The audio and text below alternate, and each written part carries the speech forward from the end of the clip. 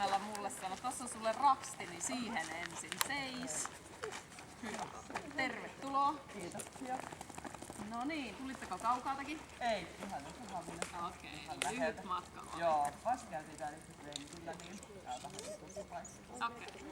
Onko luonnetesti sulle kuinka tuttu? No, sen verran mitä on katsoa jostain videoita. Okei, eli se ei kerro koko totuutta. Joo.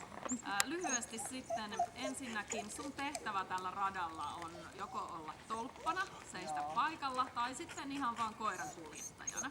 Joo. Ja me kerrotaan sulle, mikä tehtävä sulla milloinkin on.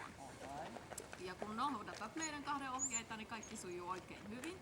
Ja kaikki mitä koira täällä tekee, niin se tekee täysin oikein. Tää ei ole testi, eikä koe, eikä kilpailu, eikä mikään semmonen, että sun ei tarvitse siitä murehtia. Eli paineet pois. Joo. Hyvä.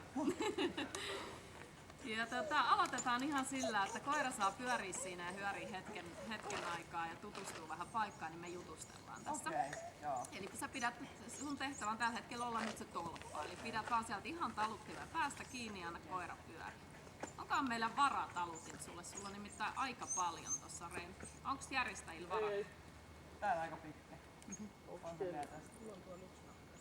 Laittaa johonkin joku solmu. Joo, ja sitten semmonen, missä olisi lenkki päädyssä, niin se olisi oikein hyvä. Sä nimittäin jossain vaiheessa kompastut luultavasti siihen, jos se on noin.